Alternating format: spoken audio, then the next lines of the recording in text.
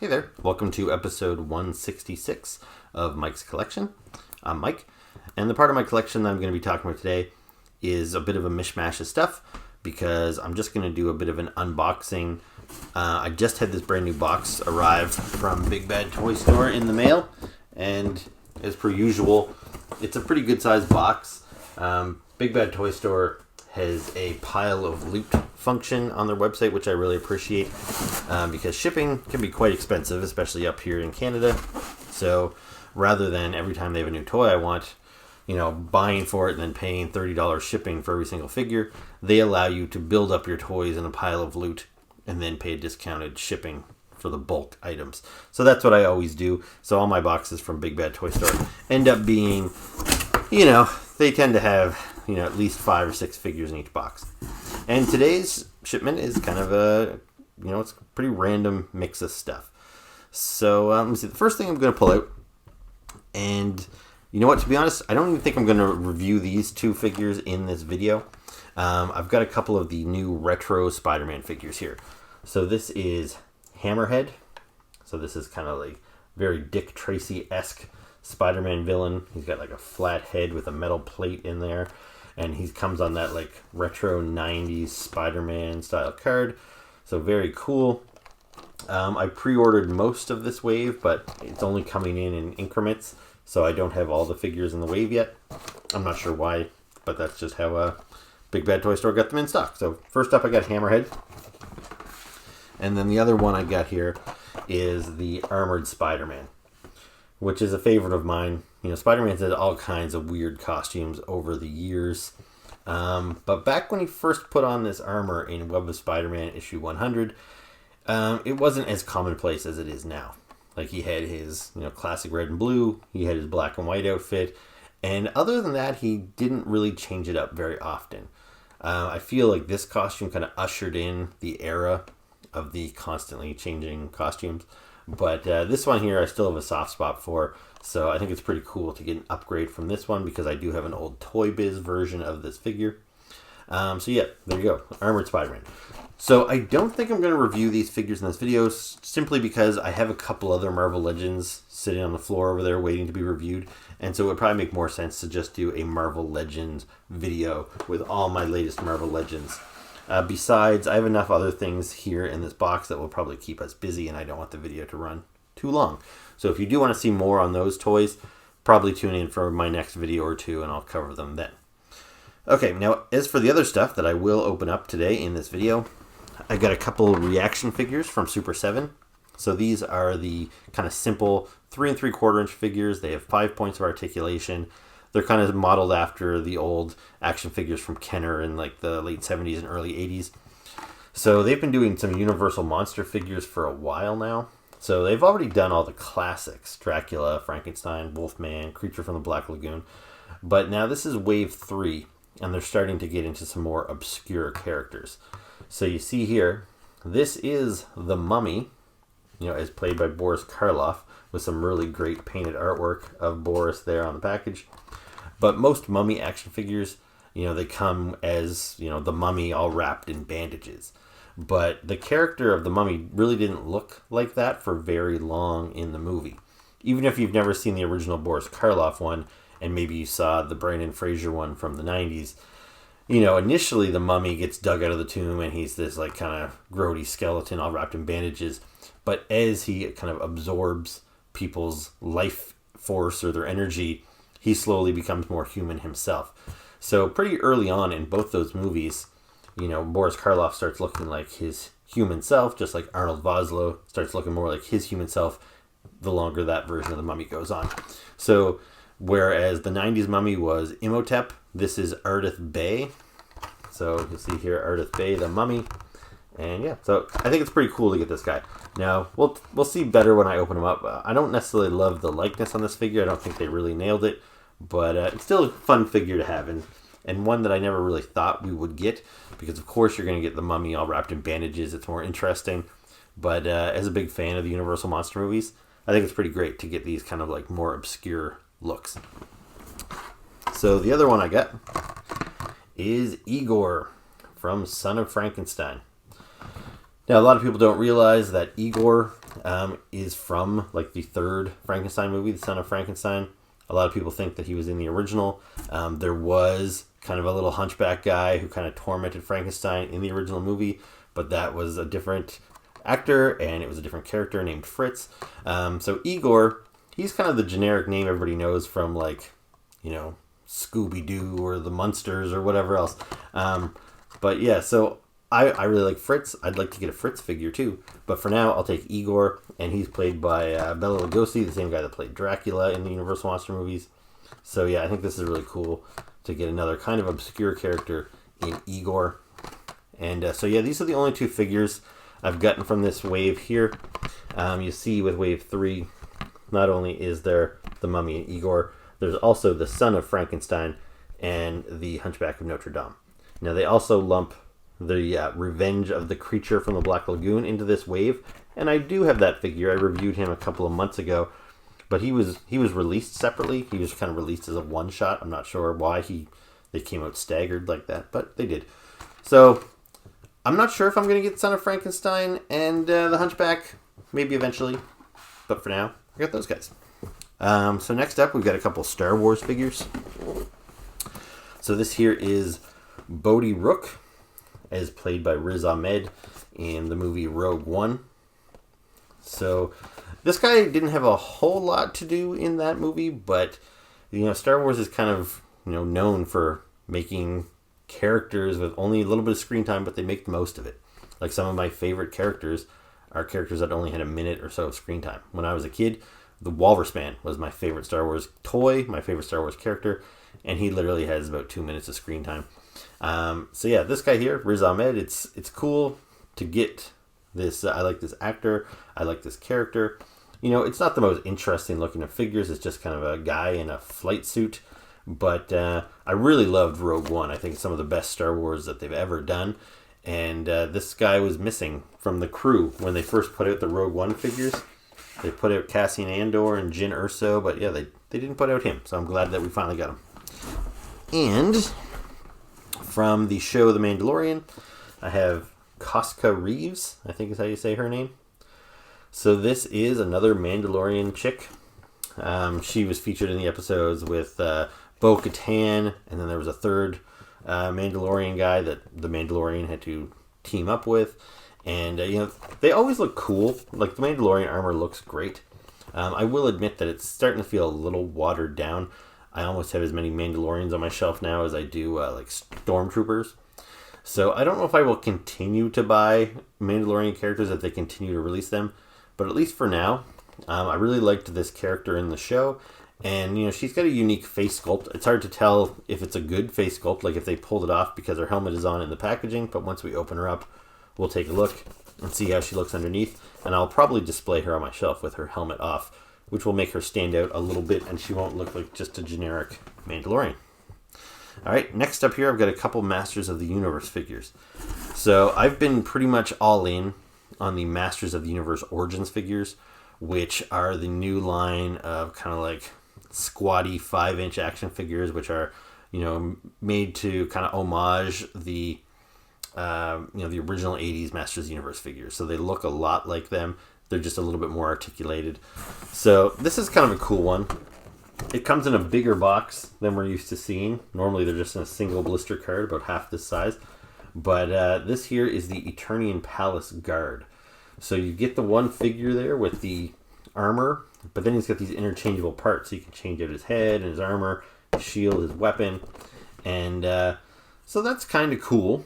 You see there on the top of the packaging with some really cool artwork. You see Man-at-Arms leading the Palace Guards to fight off some like glowing skeletons. On the back, again, you get some really cool artwork with the guards charging into battle. I will say though, this is another pack. I actually pre-ordered 2 of these, so I don't know why Big Bad Toy Store only got 1 in stock. So I was expecting 2 of them at once, but now that I have this in hand, I know I haven't even opened it yet. Maybe once I start playing around with it, I'll change my mind and I'll love it. But when I got this out and started looking at it, I kind of realized, you know what, I think I'm going to cancel my other pre-order. I just don't know if this really warrants picking up 2 of them. Like, sure, if you have your Castle Grayskull, it's kind of cool to have two guards, maybe one standing on each side of the jaw bridge, guarding the entrance. But when Mattel was making the Masters of the Universe Classics toys, they put out a pack of Eternian guards, and you got 2 full figures. So you had the 2 guards in one pack, and it came with 4 alternate heads. It had like a white guy head, an African American head, a cat guy head, and a lizard guy head.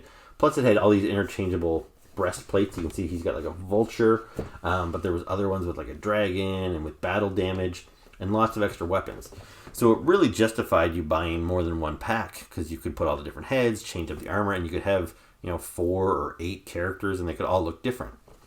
But with this pack here, you only get the one actual figure. So sure, if I bought this twice, I could put the different armor on them and the different heads to give me kind of 2 different looking characters. But even those extra pieces you get, they don't really allow you to build another guard. They're really there to allow you to build a toy accurate Man-at-Arms. Because the original 80s Man-at-Arms toys looked like this. That was his head. He had like kind of a grumpy face with no mustache. But in the cartoons and everything, Man-at-Arms had a mustache. That's his more popular look. So when the Origins line put out their Man-at-Arms figure, they gave him a mustache. So it's cool that they gave us these options to now create a toy accurate version if that's what you prefer. But I really don't think it justifies the extra price point of making this figure deluxe. I kind of just wish they'd thrown that in a regular package, or if I wouldn't mind paying more if they gave us 2 full figures like they did with the classics. Anyways, I've rambled long enough. We'll take a look at this guy outside the packaging in a minute. Now I have another Masters of the Universe figure here. This is from a completely different line.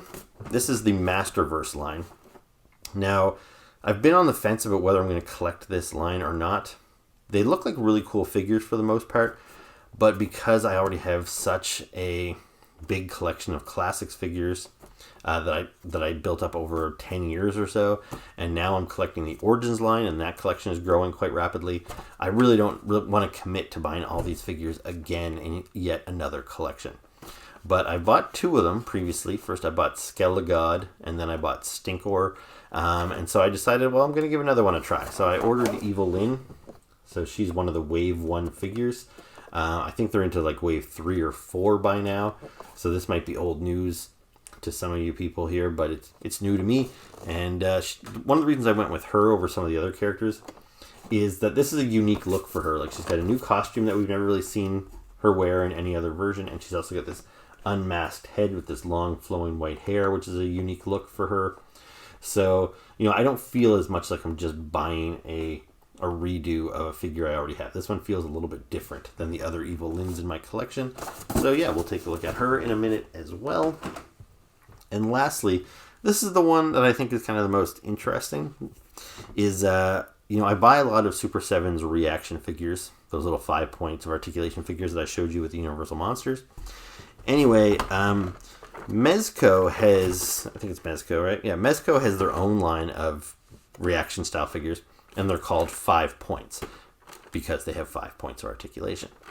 And they put out this set, which I pre-ordered a while ago, and it was surprisingly affordable. I think this box set was about $30 US, which I thought was pretty good because you get a reaction figure of Ultraman and of one of his like monster villains, the Red King. And you also get this diorama, this cardboard fold-out background with like, looks like you get like a rock accessory. And even though he only has 5 points of articulation, he does have a couple extra arms in the package, so he can recreate some of his like kung fu moves and stuff. So I'm pretty curious about these figures because I've never played with, I've never held a 5 points figure. I'm not sure if they're going to be indistinguishable from a Super 7 reaction figure, or if they're going to be bigger or smaller, maybe not compatible.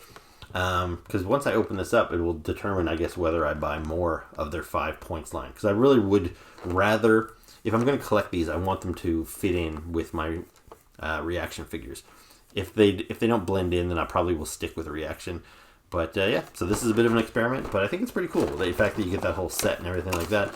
And I don't have a whole lot of Ultraman stuff in my collection, so this is kind of a fun and different thing for me. Alright, well, so now you've seen everything in the box, and I've already talked for like 15 minutes. So why don't we start popping this stuff open and take a look at it. So here are the reaction figures of Ardith Bay, the Mummy, and Igor outside of the packaging. And there's not a whole lot to say about these guys. With reaction figures, what you see is what you get. There's no, hidden action features. Oftentimes there's no accessories. These two characters didn't come with any accessories. So it's pretty straightforward. You either like them or you don't. I really like the simplicity of these guys, although I do wish that they had maybe captured the look of actor Boris Karloff a little bit more in this figure. I really don't see him when I look at this face. But it is still cool to have this figure. I've been watching the Universal Monster movies since I was a kid, and I'd love to get toys of all of the kind of side characters, not just the monsters. So this is a good start to that, to get the Mummy in his more humanoid appearance. So for articulation, arms go forward, arms go backward, head spins, and the legs go out like that. Not a ton of movement, but that's all you need, really. You can interact with your old Star Wars figures just fine. And Igor, same thing. So I like his face sculpt. I don't know if I particularly see Bela Lugosi in there, but this character's got enough kind of personality in his face that you can tell who it is if you're familiar with Igor from the movie. So yeah, I think he looks pretty great. There's some weird kind of paint stuff going on his forehead here. I don't know if it's because he's supposed to have... It almost looks like they painted some white hair there. But it looks kind of weird. It looks like he just has some gaps in his hairline. And then around his mouth too. I don't know if that's supposed to be drool coming out of his mouth. I imagine it probably is. Otherwise it's just blotchy paint. But even if the paint isn't perfect, I still think he looks pretty good. And I like the sculpting of, his coveralls here. And he's got a little hunch. So yeah, that all works pretty good. Articulation, the same. Very simple stuff. So yeah, I don't have any vintage Star Wars figures handy to show you, but I do have a couple other reaction figures here from some other lines. So there's He-Man from the Masters of the Universe line. Here's Cobra Commander from the G.I. Joe line. So I just really like how, even though I don't think this is the perfect version of either He-Man or Cobra Commander, I really like this reaction line because it allows you to get all these lines to mash together. Because even if you have two 6-inch lines of figures, they don't necessarily look the same, and they don't look like they're from the same world. But when it comes to reaction figures, they're all kind of done in the same simple style that you could very easily merge your G.I. Joes with your Transformers, your He-Man, your Universal Monsters, whatever else you got out there. There's so many different lines covered under the reaction figure banner that it's just a really fun universe to kind of expand and play in. So anyway, there you go. Those are my Universal Monsters. And here are my Star Wars Black Series figures outside of the packaging. So we've got Bodhi Rook and Koska Reeves. So these guys are both pretty cool. They're not necessarily the most exciting of all the Star Wars figures out there. But as I mentioned earlier, this is a character that fills a hole that collectors have been waiting for a few years now.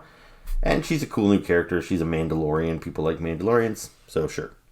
So let's first take a look at Bodhi. So the head sculpt is quite nice.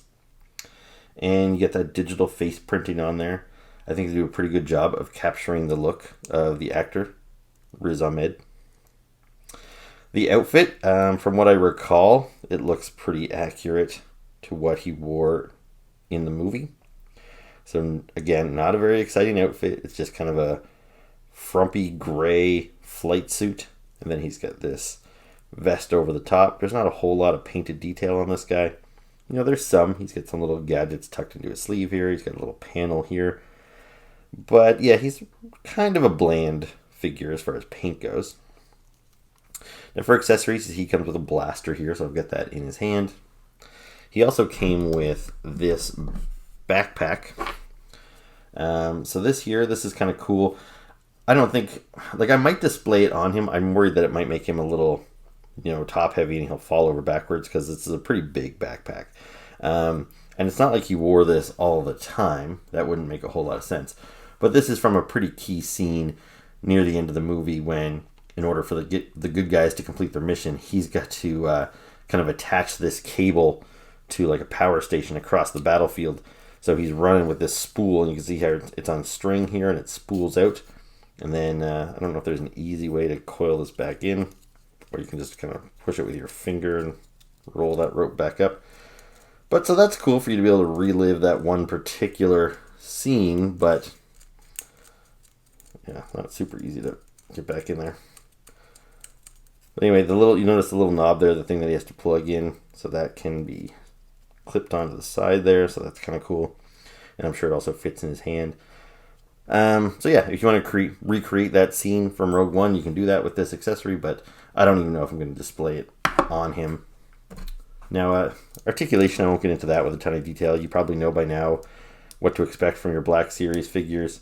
So it's a single jointed elbow, single jointed knee, but still a pretty good range of movement there. Ankles, you got a swivel mid-thigh, swings at the waist, probably an ab crunch in there too underneath the jacket, swings at the head. So all that stuff that you'd expect. He moves well, his joints are nice and tight, so I'm not too worried about him, flopping over or anything. He's got a good solid base to him.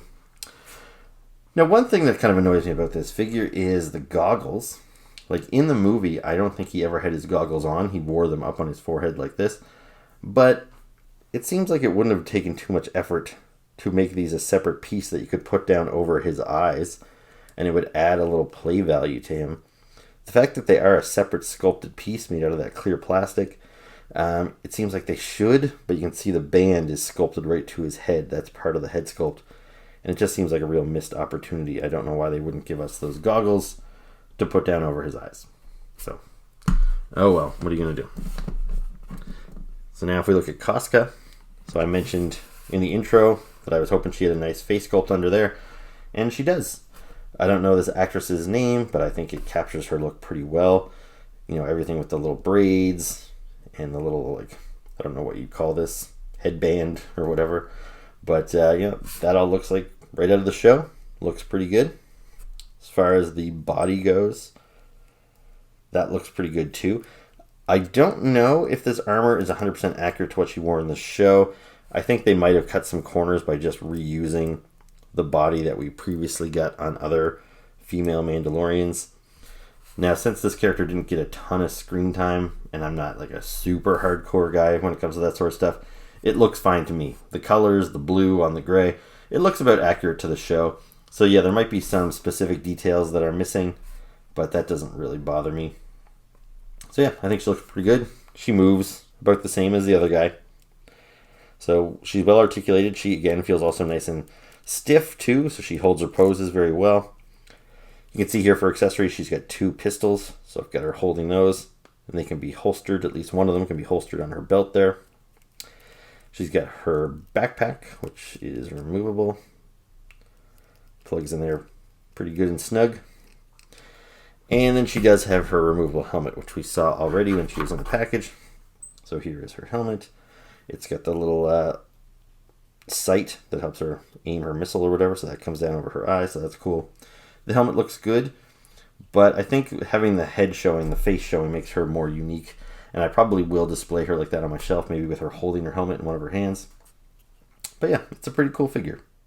Now, before I move on to the next figures, I just thought I'd show you a quick comparison of Koska Reeves next to Bo-Katan, which is the other Mandalorian chick that's kind of in her little squad. They appeared in the same episodes of The Mandalorian together. So, yeah, as you can see here, it looks like they pretty much have the same sculpt from the neck down. All the details, the sculpted detail in the armor, the wrist guards, the knees, everything is pretty much the same. The colors are slightly different, but, the backpack and everything appears to be the same, slightly different paint apps. The one difference you'll notice is her belt. She's only got the one holster here, where she's got holsters come down on both sides, but otherwise the belt appears to be the same. The helmets are slightly different as well, as far as shape goes. So you can see there's some slight differences on the helmet.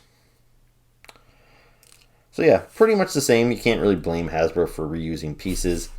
But like I said, I think on screen, I think you probably would see more differences between these two armors. But yeah, not a deal breaker for me anyway. So next up, we've got the Eternian Palace Guard. So this is him in kind of his default settings, I guess. This is the armor he was wearing when I opened him up in the package. And then he's got this silver axe weapon. We've seen this before. I think that's the same one that comes with Scare Glow. And then the shield, that looks pretty familiar too. I think we got that with Stinkor and perhaps other characters as well, just repainted in this silver color. So otherwise, he's pretty much what you'd expect from an Origins figure. You see his armor has come undone there. Sometimes these guys have really soft rubbery parts, and they're a little loose. The armor sometimes falls off quite easily. Who did I get? I just recently did a video of some of the Masters of the WWE Universe characters, in which case I got the Sergeant Slaughter, who wears this same armor. And in fact, he's just up here. Maybe I'll grab him for a second. So yeah, here's Sergeant Slaughter. You could add him to your Eternian Palace Guards, I suppose. But yeah, I just shot that video like a week ago, and as I was showing it to you, his armor just kept falling off of him everywhere. It's very loose. It doesn't hold in place very well. I don't know if it's going to be better with this guy, but just in a little bit of his fidgeting with him now, his armor does seem to want to slide around quite a bit. But otherwise, you know, it's what you expect with an Origins figure. He's got that same articulation as everybody else does because he's got a ton of reused parts. He spins at the waist. Good ball joint on the head. So much better articulation than the old vintage toys because they've got elbows, they've got knees, their arms can go outwards instead of just forward and back. The wrists articulated, all that stuff. They can look up, they can look down. So yeah, good movement. Now, besides the accessories that I already have him displayed with here, so he does come with this additional armor that's got the kind of protector. Oops. I guess that would protect your chin or whatever. You see, this is the same armor that Slaughter has. So he's got that. He also has the club. And he's got the additional head without the mustache. Now, if we do a comparison here between the Eternian Guard and Man-at-Arms, you can see here they've done a nice job of matching the colors. So these guys look really well together. If you did decide to get a whole bunch of these guys and you had him leading the squad, they all work very well together. One thing I was surprised about when I did open this guy up is I thought this piece here over the mouth would be removable. Like, it's soft rubber. It almost looks like you could cut it off. I'm not sure what his head looks like underneath there. Like, do they have a sculpted mouth? It kind of looks like they would. It might just be the exact same head as this. I'm not sure. But it would have been nice if that was removable. That would have given us some more options. Same as I wish they had some interchangeable chest pieces. That seems like something they could have easily done because they've previously done that gimmick on some other characters where you can change out the chest plate. So yeah, he works well with Man-at-Arms. I guess I could go through the trouble of changing the head and the arm to show you what that looks like, but you pretty much end up with this exact figure. It's just a matter of removing one of his shin guards, removing the armor off of this arm. You give him the club, which this guy's already got. So I'm not going to bother. One thing I can quickly show you, though, I guess, is if you want to see what Man-at-Arms looks like with the unmustachioed head. Just pop that on there. And it's a bit of a struggle, but you get the idea. So there's Man-at-Arms without the mustache. So you can do that if you want. Now, I do want to compare this guy to the classics Eternian Guards for a second. I know I talked about them in the intro. So I have one pack of Eternian Guards, and this is how I have them displayed in my collection. So you can see here, I mentioned they had 4 different heads to choose from. I went with the cat-like head for this guy and the lizardy head for my other guy. I just thought they were more interesting than the humanoid heads. But you can also see with the chest armor, so this guy here has got the eagle similar to this guy, but with using the same armor, I've got a different plate here with battle damage. And there was multiple different plates to choose from. And with the armor, like I've got them both with armor on both arms, but you could choose to do armor on just one arm if you wanted to. And you see here on their helmets, there's holes on either side. You could take that mouth guard and you could put it on or off any of the 4 heads. So you could have, all 4 heads displayed without the face guard, all 4 with the face guard. and then if you had them exposed, then you could change out the armor, the chest. Like, there were so many different display options. And with this guy, it's kind of disappointing because I thought I was getting a little bit more variety, but he's pretty limited in how you can display him. So it's a cool figure, and it kind of makes sense for Origins that they wouldn't go overboard with extra parts, because this whole line is supposed to be, kind of affordable and for kids and stuff, as opposed to this line, which was for collectors. But, yeah, so a cool figure, but I definitely don't think I'm going to bother buying a second one. Now here is Evil Lyn from the Masters of the Universe Revelation line, outside of the packaging. And I think she's pretty great. I'm very pleased with this figure right off the bat. It's a very nice head sculpt there.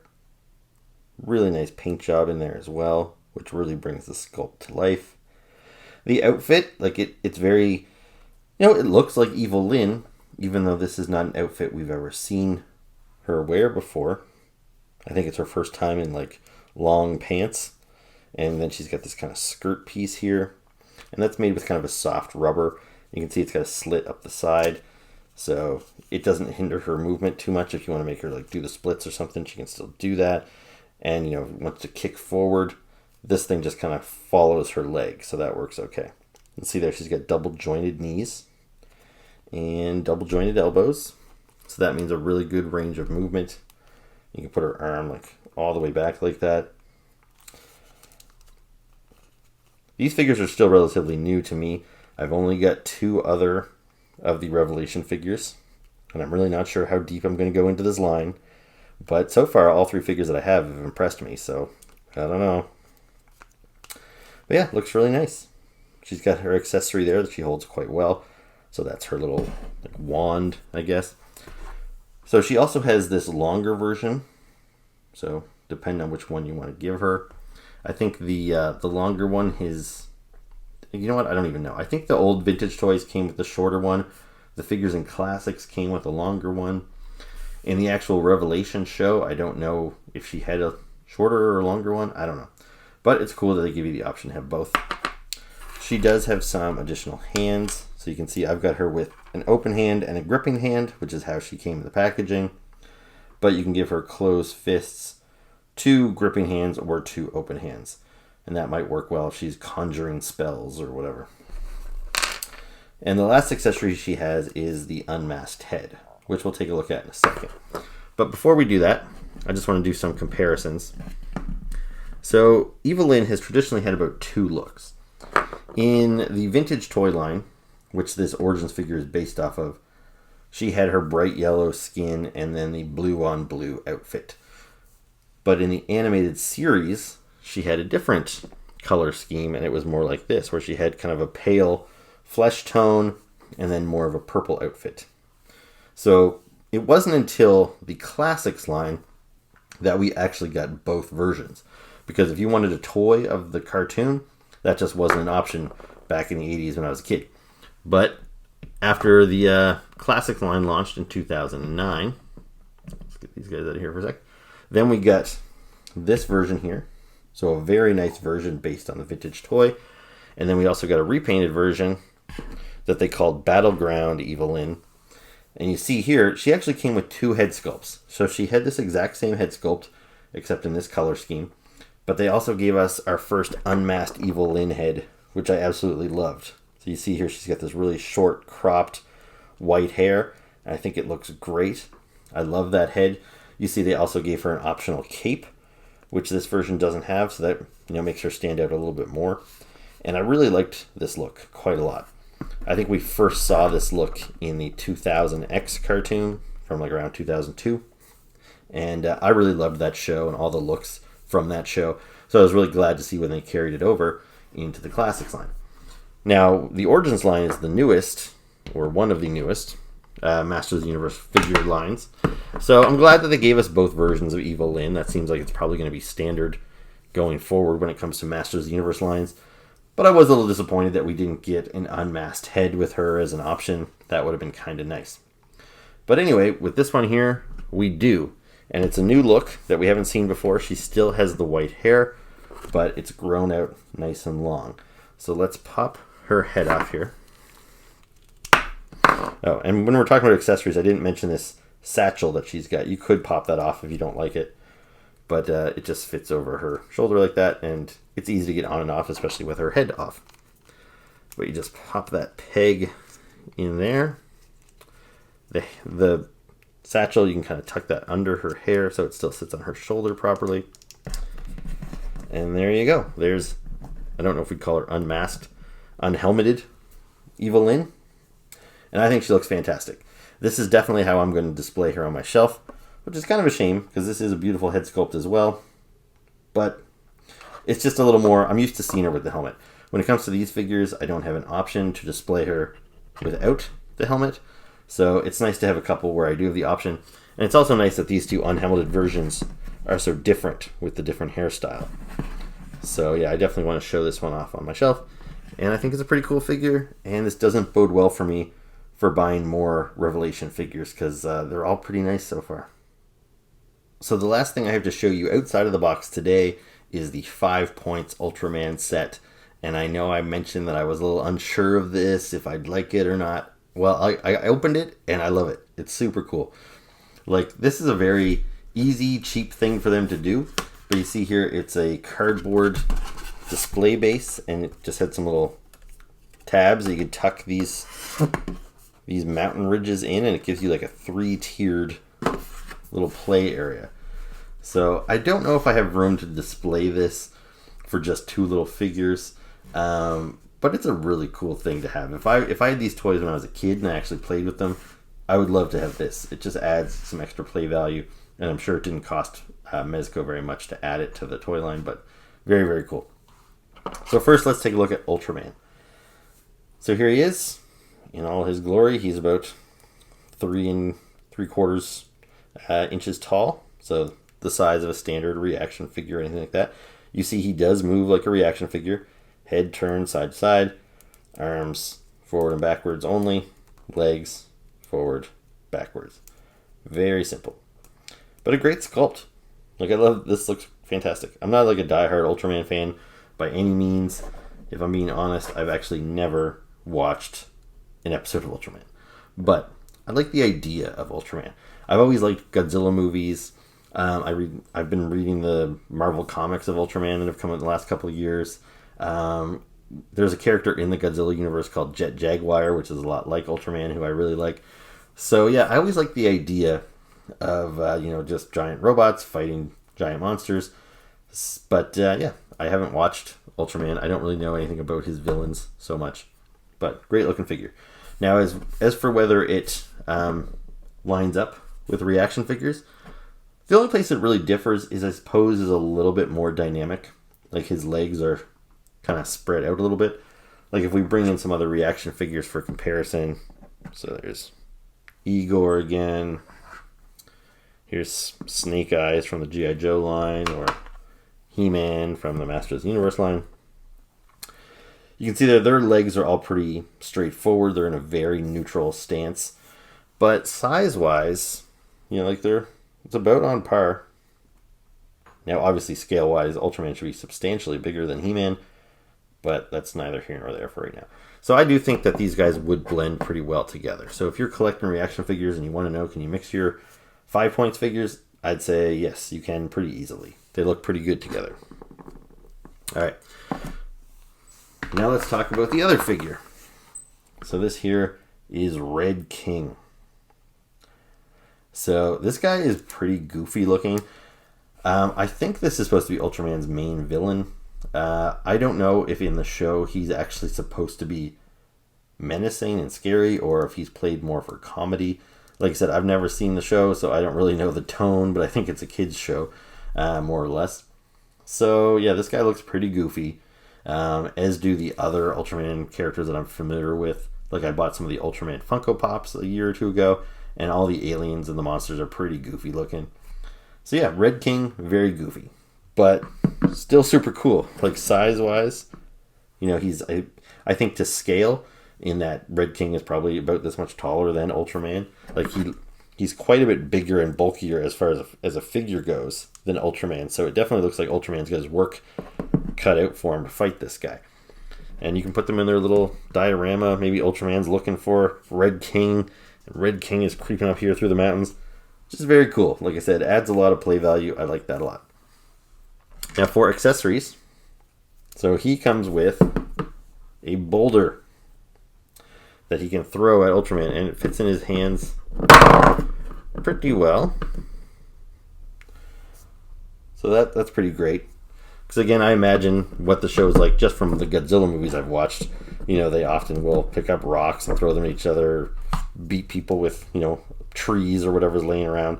So it's pretty cool that you can add this rock to your diorama and that it can be picked up and used as a weapon. Now they also both have display bases, which is cool. I think every toy should come with a display base. He's got little holes on his feet there. So it's just one peg, but you plug it in there and there you go. Like this guy probably would fall over. Like he seems to have a pretty good stance. But if I put these on a bookshelf and I knocked it, he would definitely go down. So it's nice to have that display base to give you that option. I don't know if it makes as much sense for Red King here because he's not going anywhere. With that tail and stuff, he's very solid. But still, you give him the display base, and that's pretty cool. I might end up using those display bases for some of my reaction figures or some of my G.I. Joes or something that don't have display bases. And the last thing that it comes with is some additional arms, which that feels like a little bit of a cheat for the 5 points of articulation reaction figures. But, you know, I don't mind at all. I can throw these arms in a bucket and never look at them again if I don't want to. But it gives him a little bit more action poses because he's kind of a karate type guy, I guess. Sort of like the Power Rangers going to their karate stance. So let's see. Pop his arms off like so. That was pretty easy to do.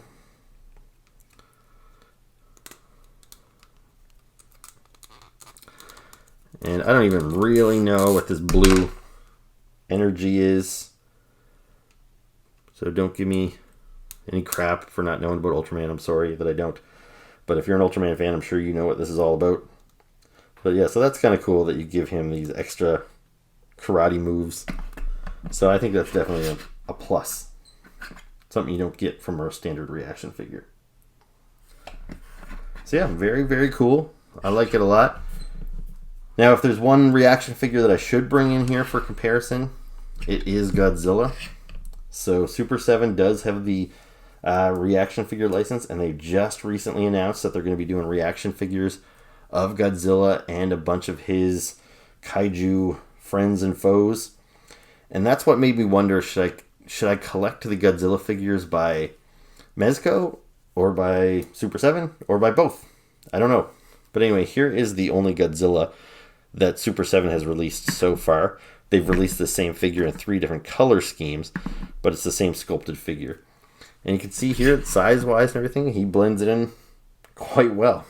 And I like that, you know, now Godzilla finally has another kaiju to fight, because it could be, you know, several months to a year before I get the rest of Super 7's line, as they're a little slow in their production sometimes. But yeah, Godzilla fits in here nicely, and whoops. But yeah, this is a really cool set. I dig this a lot. Highly recommend it. Okay, so that was my unboxing video. I hope you enjoyed it. If you did, please make sure to hit the like button, hit the subscribe button, and leave me some comments below. It's always nice to hear from you. So I'm going to be back soon with another video. Like I said, I've got a little pile of Marvel Legends that I need to review. And I've also got 1 or 2 other things kind of planned. So yeah, I'll be back very soon with another video. Thank you very much for watching. Have a good one.